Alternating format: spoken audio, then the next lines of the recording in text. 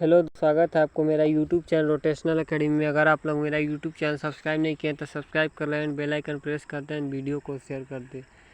तो पॉलिटेक्निक का क्वेश्चन हम देखने वाले हैं, तो चलिए वीडियो को स्टार्ट करते हैं बिना टाइम वेस्ट किए हुए। सबसे बड़ा बंध कोण डैश में होता है, तो इसका राइट आंसर हो जाएगा बी, यानी कि NH3। निम्नलिखित इलेक्ट्रॉन संरचनाओं वाले आयन में से किसका चुंबकीय गुरुत्व अधिकतम होगा? तो इसका राइट आंसर हो जाएगा बी, यानी कि 1s² 2s² 2p6 3s2 3p6 3d5। निम्नलिखित में से कौन सा कैजिया 0 अभिक्रिया करता है?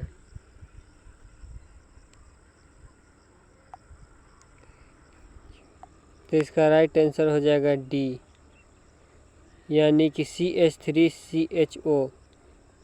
निम्नलिखित में से कौन सा एक त्रिदलीय संलग्नी है?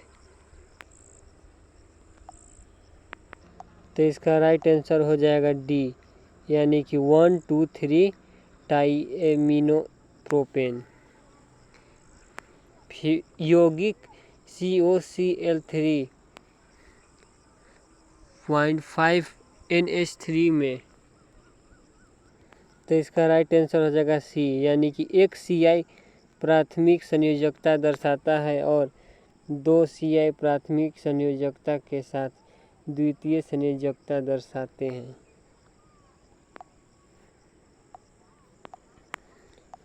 दो प्रक्रिया में आरंभिक कच्चा माल है, तो इसका राइट आंसर हो जाएगा डी, यानी कि डायोजोबेंजीन। सभी लैंथेनाइड के लिए निम्नलिखित में से कौन सी ऑक्साइडेशन स्थिति उभयनिष्ठ है? तो इसका भी राइट आंसर हो जाएगा डी, यानी कि +5। एक अभिक्रिया की दर दोगुनी हो जाती है जब तापमान 300 केल्विन से 310 केल्विन होता है। ऐसी अभिक्रिया का कार्यशील होगा। तो इसका राइट आंसर हो जाएगा ए, यानी कि 53.6 kZ mol-1। 59 को देखते हैं। 0.5 m HCl के 750 ml को 2 m HCl के 250 ml के साथ मिलाने प्राप्त 1 बिलियन की अनुक्त होगी। तो इसका राइट आंसर हो जाएगा सी, यानी कि 0.875 m। क्वेश्चन नंबर 60 को देखते हैं। 180 आणविक द्रव्यमान वाले एक यौगिक को CH3COCl के साथ एसाइलीकृत करके 390 आणविक द्रव्यमान वाला एक यौगिक प्राप्त किया जाता है। पहले के प्रति अणु अमीनो समूहों की संख्या है। तो इसका राइट आंसर हो जाएगा बी, यानी कि 5।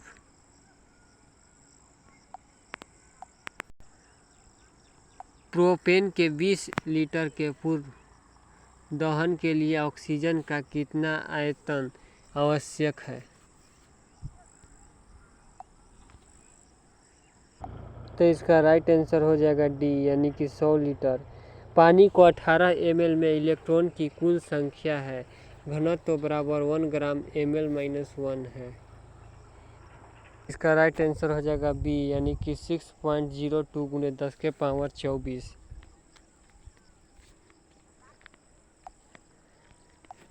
अणु संकरण और आकाश के दर्शक में निम्नलिखित में से कौन सा एक सही समुच्चय है?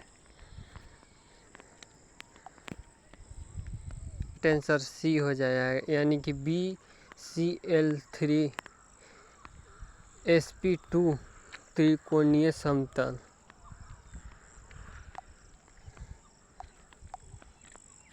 दो एक जैसे पात्रों में समान तापमान पर हाइड्रोजन और हीलियम का समान भार अलग अलग रखा है तो इसका राइट आंसर सी हो जाएगा। हाइड्रोजन का दाब हीलियम के आधा है। 65 को देखते हैं। मानव शरीर डैश का उदाहरण है। तो इसका राइट आंसर ए हो जाएगा, यानी कि खुली प्रणाली।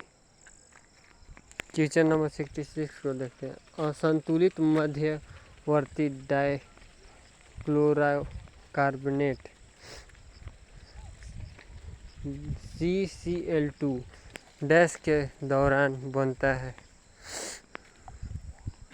तो इसका राइट आंसर हो जाएगा डी, यानी कि रीमर टीमर अभिक्रिया।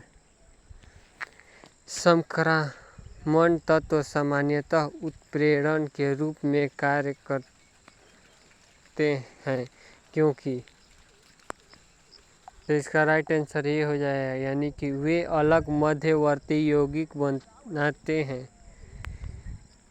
NiCl4 कोष्ठबंध 2- में Ni के लिए संकरण का प्रकार है। इसका राइट आंसर हो जाएगा सी, यानी कि sp3। D4 निम्न घुमाव अष्टभुजित भीति में गैर युग्मिक इलेक्ट्रॉन की संख्या। तो इसका राइट आंसर हो जाएगा बी, यानी कि 2। निम्नलिखित अभिक्रिया में यौगिक ए और बी क्रमांक है। तो इसका भी राइट आंसर बी हो जाएगा। बेंजीन डाइयोनियम क्लोराइड और बेंजोनाइटाइल डायलिसियम डैश को पृथक करने के लिए प्रयुक्त होता है। तो इसका राइट आंसर भी बी हो जाएगा, यानी कि ग्लूकोज और प्रोटीन।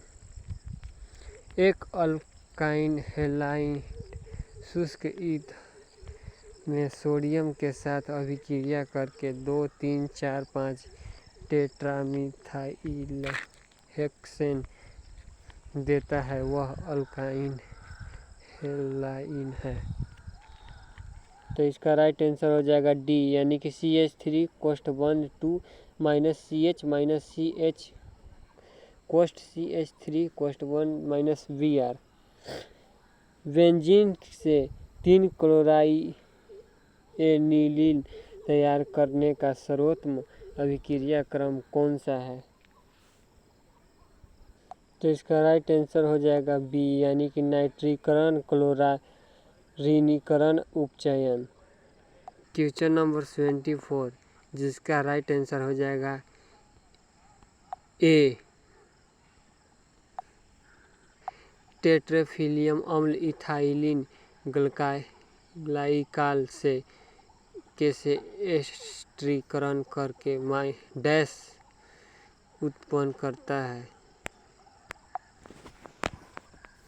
तो इसका राइट आंसर हो जाएगा डी, यानी कि टेरिलीन।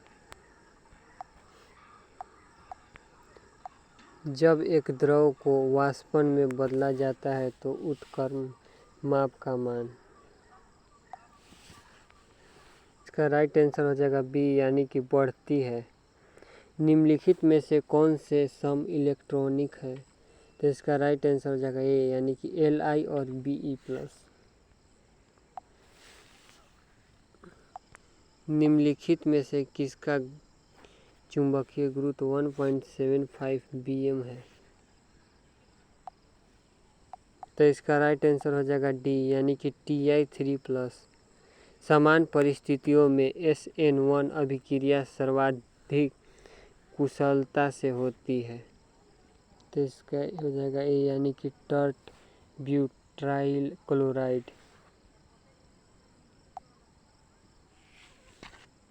निम्नलिखित में से कौन सा चतुस्रावयिता दर्शाता है? तो इसका राइट आंसर हो जाएगा बी, यानी कि ब्यूटेन -2 - आल।